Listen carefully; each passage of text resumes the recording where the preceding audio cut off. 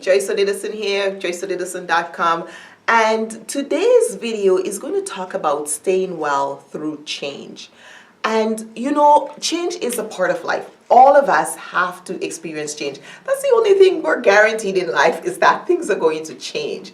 But if you are going through a change in your workplace, you're going through a change in your personal life, it's incredibly important that you pay attention to your wellness, because what happens with change is that we become more vulnerable and more susceptible to becoming ill. We are less resilient during changes, because one thing is that we become more stressed. So we start thinking and the fear factor sets in.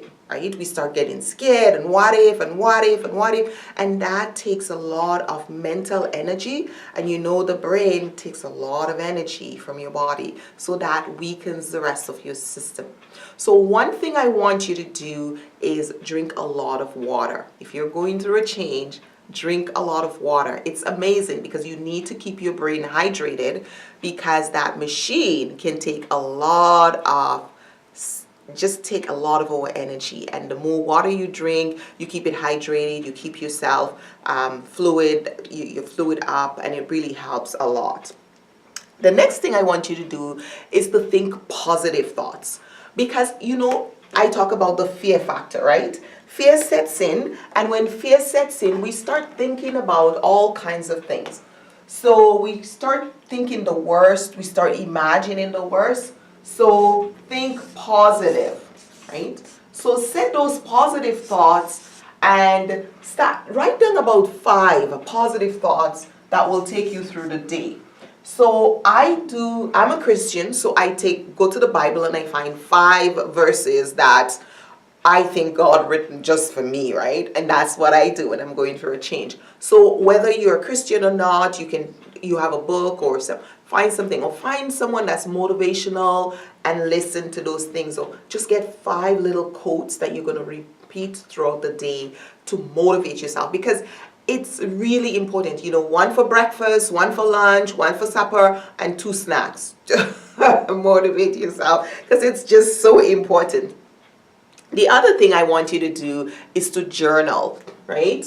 So I want you to journal some of the thoughts that are coming up for you. So write them down, and even if you don't have a journal, just take a piece of paper and just start writing down the thoughts that are coming to you, the things that you're scared about, the things that you're upset about. Write them down, and then ask yourself, why am I scared of this? Why am I upset about this? What is the worst thing that can happen? And if that happens, how would I move through it? So what you do, you actually facing the fear and you're facing that resistance, so you're not as stressed. Because what happens when we're going through change and we're fearful, we get tense, right? We're like this.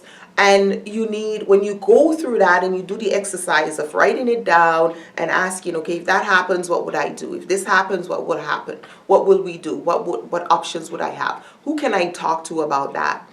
And those are ways to actually keep yourself sane, because it's incredibly important to do that. When you don't do that, they start going through your mind, and all these whirling thoughts go through your mind all the time, and you find yourself getting very tired and burnt out. So it zaps your energy, which you need, because in times of change you need to be alert, you need to be able to learn new things, you need to be able to bounce back quickly and revert when need to. So you can't afford to waste your energy on negative thoughts. And so I'm going to add water here. I noticed I didn't put that. Remember that, right?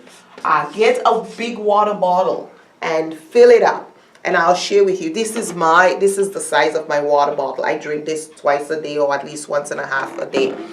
And because I'm always learning, I always have back and forth with clients, students, and I know I need to refresh my brain. But in times when I have lots of proposals to do, I have lots of classes or projects on, I drink even more water, because it takes a lot of energy.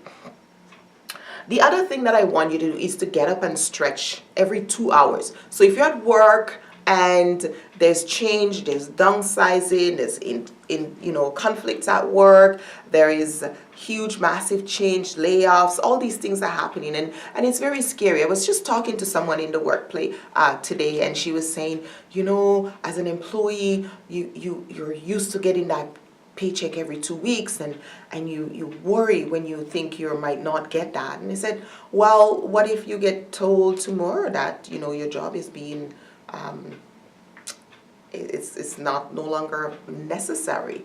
I said, what happened? I said, there is no security anymore. There is no security. You may get a payout, but you still have to go look for another job. So those are some big life changes that happen for people that can be very scary. So we have to think about not getting bogged down with the fear and the worry, and going through that change. Ask yourself, what do I need to learn? So the next thing I want you to do is to get a hobby. Learn something new, right? You can start a new hobby, or you can expand in one you already have, right? Do something more. So if you knit, maybe learn a new stitch. If you crochet, do something similar. Whatever, woodworking, whatever hobby you have, you can actually extend more or learn a new part of it, because it's good. It just keeps your brain focused on a new area and keeps you learning, keeps you vibrant, and prevents you from spending time worrying and stressing out over all these things. The other thing, especially if the change is at work, what often happens is that my clients will tell me, oh, things are so stressful at work, I can't even take a lunch break. Don't do that. Take your lunch break. Your lunch break is your time to just take that disconnect. You can shorten it if you need to, but take that break, because when you come back to your desk, you're going to be fresher, and especially if you've drank some water and you get some fresh air, your brain is going to function a lot better, and so you're going to even be able to make more sense of whatever it is you're doing. The other thing that I want to encourage you to do is take a free wellness assessment, because it's really important for you to identify where you're having other stresses. If you're going through a change and then there are other things in your life that's stressing you out, you need to identify those and deal with those, because you can't have stress on both levels. You can't have stress at work and stress at home. That will kill you. That's not good.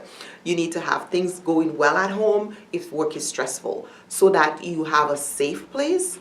Humans need safety. Our brain is designed to keep us safe. And if your brain is sensing that there is no safe place, work isn't safe, and home isn't safe, then you're going to be on that state of alert all the time. And it's going to secrete a lot of cortisol into your system and just start affecting your organs. Then you're going to end up with high blood pressure or liver disease, what have you, and all those things that can happen to impact your well-being. So really remember to do that wellness assessment. Talk with someone. Like, is there somebody you can talk to? You have someone in your life who is a coach or a counselor or somebody who can really help you, or call your EAP. You have employee assistance program at work. Just say, you know what, it's going through changes right now and I feel kind of stressed. I just want to talk to someone. Can someone just listen to me for a half hour? And that's what you're paying them for. So use it. So 35% of employees use the employee assistance program, and you're paying for it. Come on, let's get the use of it. That's your money sitting there. Don't let it get to waste. Then, of course, I want to remind you to keep your resume updated. Like, for us consultants, we always refreshing our bios. We're always tweaking our bios and making sure, things are fine-tuned. Our latest project, our latest book, our latest pieces on our bio. And I don't understand why people who are employed don't do that. You have a job.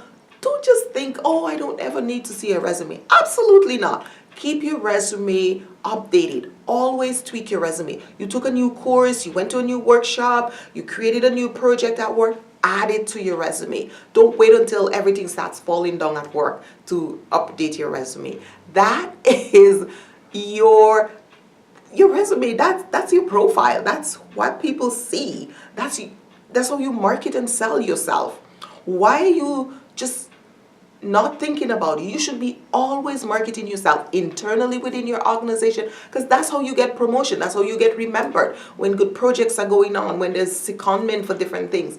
If you're not marketing yourself, you get overlooked. So make sure your resume is always updated, whether you're going for a change now or you've gone through a change in the past. I want you to keep your resume updated. And that's one of the things I think those of us entrepreneurs have in our repertoire, is that we're always tweaking our bios, we're always updating. So go ahead and do that, because don't forget, you are your own advocate. Nobody's going to advocate for you. So go ahead and do that.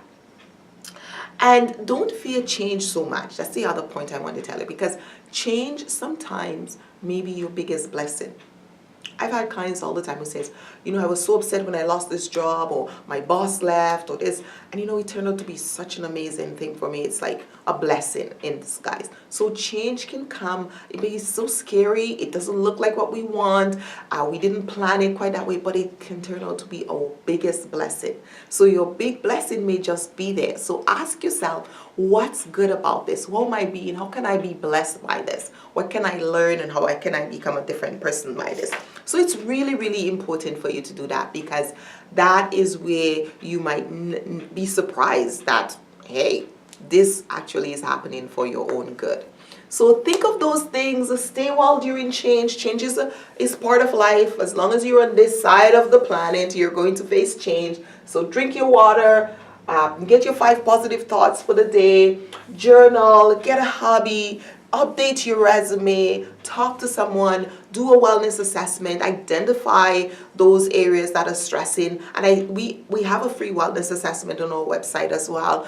And just do something that gives you a sense of, what else should I be looking at? It's really important to do that so you can stay in control and not lose the edge. Okay, JoyceAdidason.com. Thanks you for being here, and I hope this was helpful for you. Drink some water. Bye now.